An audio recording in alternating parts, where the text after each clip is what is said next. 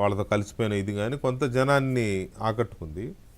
తర్వాత చంద్రబాబు నాయుడు గారు వస్తున్న మీకోసం అంటూ ఆయన పాదయాత్ర చేసినప్పుడు ఆయన కూడా హైటెక్ సీఎం అని ముద్రపడిన వ్యక్తి ఆయన కూడా అన్ని కిలోమీటర్లు నడిచి వెళ్ళడంలో కొంత జనానికి బాగా కనెక్ట్ అయ్యారు. ఆయన కూడా ఎక్కడికక్కడ ఇంటరాక్ట్ అవ్వడం యూత్తో కానీ అట్లా. తర్వాత జగన్మోహన్ రెడ్డిది డిఫరెంట్ యాత్ర. అంతా మొత్తం యాత్ర అంతా మనం చూస్తే అంటే ఇక్కడ తప్పేం కాదు, నేను వేరే ఉద్దేశంతో అనడం లేదు. ఈ ఎక్కువగా పల్లెటూళ్ళలో ఉండే ఈ ఫాదర్స్ ఎలాగైతే బిహేవ్ చేస్తారో ఆ టచ్ ఇచ్చాడు ఆయన. కొంచెం పల్లె ప్రాంతాల్లో అక్కడ ఉండే ప్రజలకి ఆ టచ్ తగిలింది. తల మీద చేయి పెట్టడం, నుదుటిన ముద్దు పెట్టుకోవడం, ఇటువంటివి చూసి వాళ్ళకి ఏదో ఒక ఫీల్ వచ్చింది. నో డౌట్, మనం ఒప్పుకోవాలి. అందుకే విరగబడ్డారు ఆ రోజున. కానీ అదంతా జూటాబాత్ మోసం మాటలు, మోసపు చర్యలు అనేది తర్వాత 5 ఏళ్లలో అర్థమైంది కదా. ఇప్పుడు మరి మళ్ళీ అవే చేతులు, అవే ముద్దులు, అవే బుగ్గలు ఇవే ఉంటాయి కదా. ఎలా ఈసారి నమ్ముతారంటారా? వెంకటకృష్ణ గారు, మొదటి మాట ఏంటంటే జగన్మోహన్ రెడ్డి గారు రాజశేఖర రెడ్డి గారి వారసుడు కాదండి. కాకపోతే ఆయన కొడుకు అవటం మూలాన నేను రాజశేఖర రెడ్డి గారి వారసుడిని, నా తండ్రి గారి వారసుని చెప్పుకోవటం తప్ప కొడుకు మాత్రమే కానీ వారసుడు కాదండి. ఎందుకంటే కాంగ్రెస్ పార్టీని నమ్ముకొని దాదాపు 3 దశాబ్దాల పాటు కాంగ్రెస్ పార్టీకి అందులో ఉంటూ ప్రత్యర్థిగా ఉంటూ కూడా సేవలు చేసి 2 సార్లు ముఖ్యమంత్రి పదవిని అధిరోహించి మన కాంగ్రెస్ పార్టీ అధినేత్రిని గెలిపించి రాహుల్ గాంధీని ప్రధానమంత్రి చేయటమే నా ధ్యేయమని ప్రకటించిన రాజశేఖర రెడ్డి గారికి జగన్మోహన్ రెడ్డి గారు వారసుడు ఎలా అవుతాడు? జగన్మోహన్ రెడ్డి గారు వైసీపీ పార్టీ పెట్టడం మూలానే కదా 2 తెలుగు రాష్ట్రాల్లో కాంగ్రెస్ పార్టీ ఇబ్బంది పడ్డది. ముఖ్యంగా ఆంధ్రప్రదేశ్లో కాంగ్రెస్ పార్టీ కుదేలయ్యింది. కేవలం ముఖ్యమంత్రి పదవి కోసమే కదా అది. ఇంకా వేరే ఏమైనా కారణం ఉందా? వాళ్ళ నాన్నగారి మరణం తర్వాత తన ముఖ్యమంత్రి పీఠం ఇవ్వలేదన్న కేవలం ఆగ్రహంతోనే ఆయన ఊగిపోయి ఆ పార్టీ మీద దుమ్మెత్తిపోసాడు. ఈ సందర్భంగా మాట చెప్తానండి, ఈ దేశం కోసం సోనియా గాంధీ తన బిడ్డకు ప్రధానమంత్రి పదవిని కూడా ఇవ్వాల, మన్మోహన్ సింగ్ గారికి 2 సార్లు ఇచ్చింది. అలాంటి ఉద్దండులు విడిచిపెట్టేసేసి ఆయన ముఖ్యమంత్రి పదవి ఎలా వస్తుంది? దాని మీద కదా కక్ష కట్టింది. రెండో మాట ఏంటంటే ప్రజాస్వామ్యం సార్, ఎవరైనా రాజకీయ పార్టీ పెట్టవచ్చు. కేఏ పాల్ గారు కూడా పెట్టారు.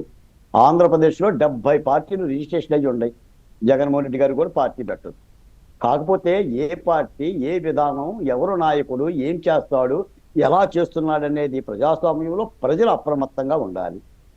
మూడో మాట ఏంటంటేనంటే ఈ అరుంధతి సినిమాలో పశుపతి ఉంటాడు కదా, అతని గాలి సోకితే పసిపిల్లలు పాలు తాగరు, చెట్లు ఓగవు, పువ్వులు వికసించవు. కష్టపడి అరుంధతి అతన్ని బందీఖానాలో బంధిస్తే ఎప్పుడు ఎవడొచ్చి ఆ తలుపు పగల కొడతాడా, ఆ గోడ బద్దలు కొడతాడని చెప్పి కాసుకొని కూర్చుంటాడు పశుపతి మళ్ళీ బయటికి రావటానికి. నిజంగా నేను అనకూడదు కానీ గత 5 ఏళ్ళు ఆంధ్రప్రదేశ్లో జగన్మోహన్ రెడ్డి గారు చూపించిన పరిపాలన పశుపతి పరిపాలన కాదండి. ఎవరికైనా ఊపిరాడిందండి? అసలు సిగ్గుందండి? అసలు నీ విధానాలు ఎక్కడ మార్చుకున్నారండి? నువ్వు ఇప్పటి వరకు రాజధాని మీద నీకు స్పష్టత లేదు, రాజ్యాంగం మీద స్పష్టత లేదు. నీకు రాజధాని తెలియదు, రాజ్యాంగం తెలియదు. రాజ్యాంగంలో క్యాపిటల్ లేదని మాట్లాడుతున్నావు. ఎక్కడ క్యాపిటల్ ఉంది మరి?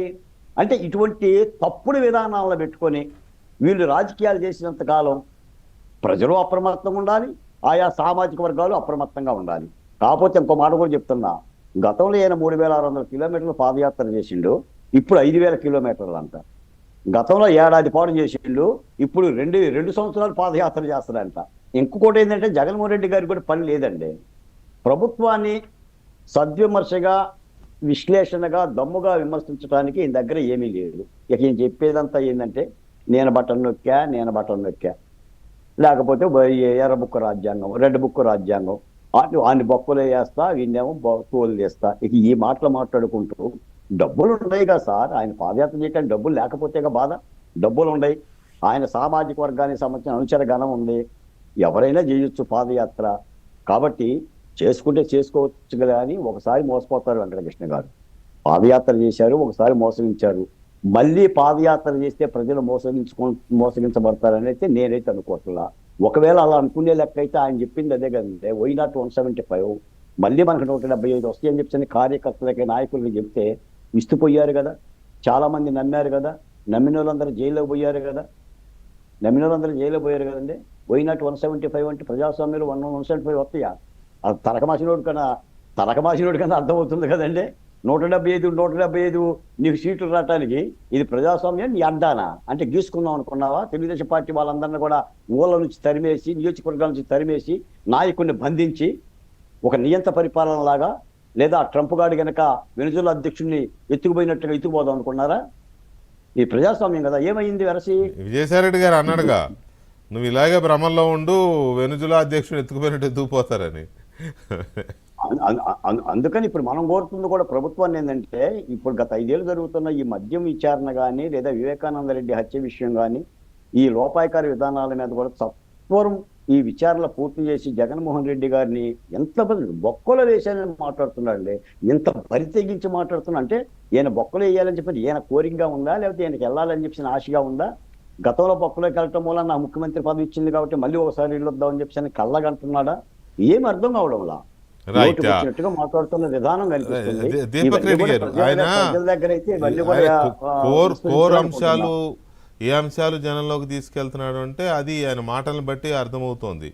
ఎడ్యుకేషన్ ఫెయిల్ అయింది, హెల్త్ ఫెయిల్ అయింది, తర్వాత రైతులకు అన్యాయం చేశారు, రైతులకు ఇస్తానని ఇవ్వలేదు అనే దాంతోపాటు లా అండ్ ఆర్డర్ని ఎక్కువ స్ట్రెస్ చేస్తున్నాడు. డే 1 నుంచి, మీ ప్రభుత్వం వచ్చిన తొలి రోజు నుంచే మొదలుపెట్టాడు ఆయన. మొదటి నెలలోనే ఢిల్లీ వెళ్ళి 14 రోజులకే ఢిల్లీ వెళ్ళి ధర్నా చేశాడు. లా అండ్ ఆర్డర్ లేదు ఏపీలో, 36 మంది చంపేశారని. అది కంటిన్యూ చేస్తా ఉన్నాడు ఇప్పుడు కూడా. ఇప్పుడు ఇవాళ మాట్లాడినప్పుడు కూడా అన్నిటికంటే ముఖ్యమైనది లా అండ్ ఆర్డర్, అది లేదు పూర్తిగా అని. నేను ఇందాక చెప్పాను కదా, లా అండ్ ఆర్డర్ లేదు.